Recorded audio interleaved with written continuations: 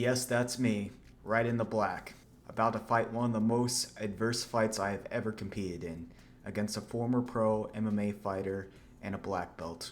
Let me tell you how I got there, because this is kind of a wild situation. It may have been a while, but Jay Lu is back doing more Jiu Jitsu. For most people who do not know me, my name is Joseph Lewis, aka Jay Lu. I was a former college wrestler at Washington State University that picked up this hobby. It was like 4 years ago during the pandemic. As time went on, I joined Fight Factory Jiu Jitsu, made the move to Austin, Texas, and just worked my 9 to 5 and just trained. But as time went on, I took up more fights. I started challenging myself. And then I started picking up more fights, and then more fights, and more fights, until I broke 100 fights. I was just bathing in blood. But just being a single adult, you just have a ton of problems. And while I was fighting and time went on, more problems started piling up. And unfortunately, discouragement got the best of me. There was one tournament that I just did not handle mentally well, and it was American Nationals. Because I barely made a personal goal of mine was to place at a national tournament, and then I just made the cut, and I thought I could have done more. But as time went on, I was overtraining. I wasn't doing the right things, and I ended up getting a patella injury. A lot more adult problems piled up, like my rent ended up getting raised, and I had to move, and then I had to switch jobs, and so much other things. So it took me months to go ahead and recover from this and get back on the mats. The fall of 2024 was a time for me to develop character and just do a lot of self-reflection of what I've been doing and what I need to improve on in my life. And eventually I decided that I was going to compete when I was a purple belt. And I was going to get back on the grind, and I'm going to be doing things a lot smarter and a lot more effective. But I realized the world didn't revolve around me very quickly when a lot more problems kept piling up. And my purple belt promotion was pushed back for a while. But with issues, new opportunities arise. But with one sketchy DM on Instagram, I decided to shoot my shot and try the PGF qualifier. It was one of those things that you gotta say yes and think later. But life had a few other problems affecting my camp. Oh, my 2025 has been rough so far. Still recovering from face staph or some kind of abscess, something disgusting. Just went to the dermatologist today and got a needle on my cheek, which probably antibiotics, and I had my palm freezed for a wart. So, who knows if I'm doing PGF now?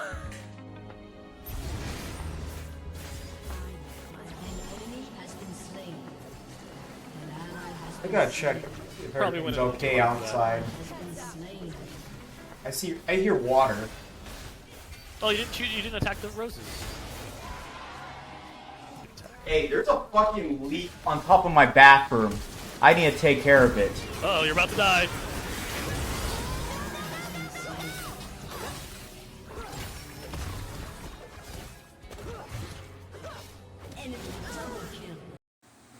Like, now we got fans and dehumidifiers everywhere.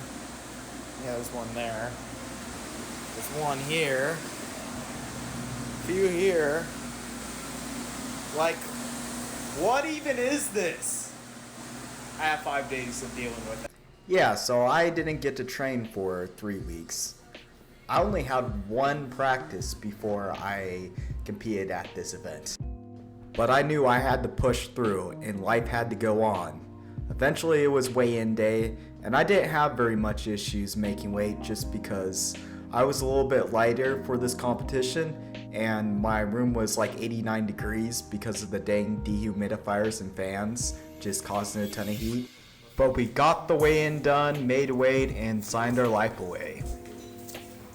Thanks for. After a good meal, I was able to turn off all those dang fans. I can sleep well now.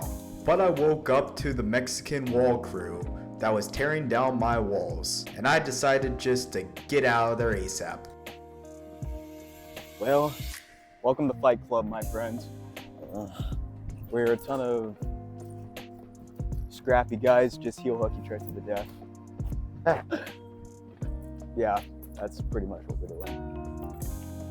Look at this, right? No jiu-jitsu parking. Wow, local they painted that onto the dude, curb. if How you're part of the hateful. Janamar Death Squad and you're doing this, Don't you know that we could choke you out? Yeah, Specifically. let's step on in. Oh, okay. Yeah, follow him in. Okay. I'm a competitor. Joseph Lewis.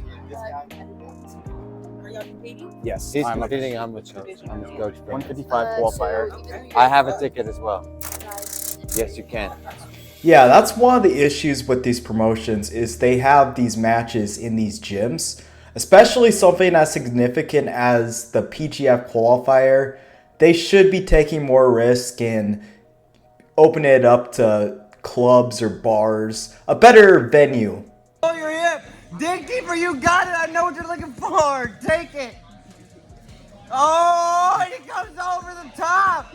After a long wait, I eventually was able to warm up with Andrew, my coach, and just jumped right into my first match. Some weight for this. It looks like he's about to herd cattle, but he's actually here to break somebody's limbs. So my first match is against a 40-year-old black belt that was 190 pounds but cut all the way to 155 pounds. 3 stripes. He's a former MMA fighter that had like some kind of record like 9-8 or something like that. So pretty well known in Austin. I was a little bit nervous coming into it, but luckily Andrew Tackett told me, just bite back. You got this. He's going to put a lot of pressure on you. Be able to stand your ground and you'll be fine. He's looking in shape for this. I'm interested to see what he does. He's a 3rd stripe black belt. They don't even give those out. So he's been around the block. We got J. Lou here. Right into armbar. Gives his back up. Really nice work from Joe Lewis. Using that opportunity to get to the back momentarily. Now, Man, Joe Carroll just enjoying the moment, man. yeah, he's got a touch of the crazy. Wow. That's what you need. J. Lou with a head and arm throw. Never seen a guy in overalls move that well. You know, I think it's strategic. You know, it's like combat gear. Yeah, Beautiful cartwheel pass. Joe Lewis really likes that armbar from Yeah. the guard pull. Carroll's moving real nimble. I think it's because of the weight cut.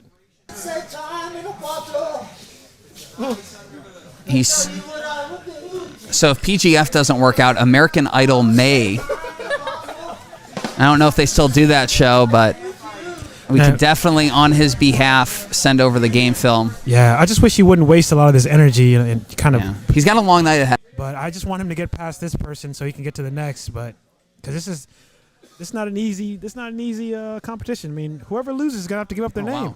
Wow. So jumping. That's a DQ. Jumping guillotine by That's Joe a Lewis. DQ. Okay, let Jacob play it. Just let it clears, then we're gonna replay and see if we're gonna DQ. We might have a DQ. Better finish this, Joseph. Stop. So the issue was in the rules meeting, they claimed that there was no jumping guard, but flying submissions were illegal. Just keep it above the hips. So I went for a flying guillotine, and I thought I was in the clear because I set my hips above his hip line, and I thought I was in the clear. Instead, I had the freaking refs saying that I was doing something illegal, and I had to finish it, and they were putting pressure on me, even though I had the hold in. Sales pitch. Throw it up, T. No, DQ. Yeah, DQ. Gotta go. Unfortunately, there was a lot of bias, especially with the commentators and stuff, so I saw it coming.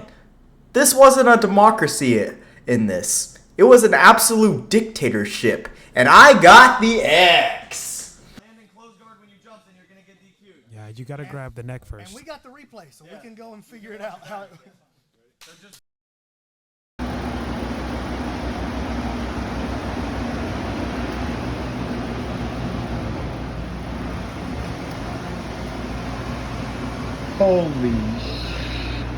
Holy shit. That's fucking crazy, isn't it? That's fucking nuts. Overall, I would say having the opportunity to fight a black belt was probably one of the best things for me, because it gave me some more confidence after getting out of a big mental shutdown in Jiu Jitsu. Just give me back in the zone and giving some good positivity towards me, even though I didn't win the match. But at least I had the thing of, hey, I can get there. It took me a while to realize that it was just me. It was just me battling my own demons. I just came out there ready to duke it out without a strong foundation a lot of the time. But one thing about my foundation was that I was the guy that got things done. I was the guy that was adventurous, and I needed to keep doing that. Even though so many people did not agree with me. Chill, waste your time in your gyms, and spend your money on Danaher instructionals, but another opportunity awaits, because I'm a Jiu Jitsu punk.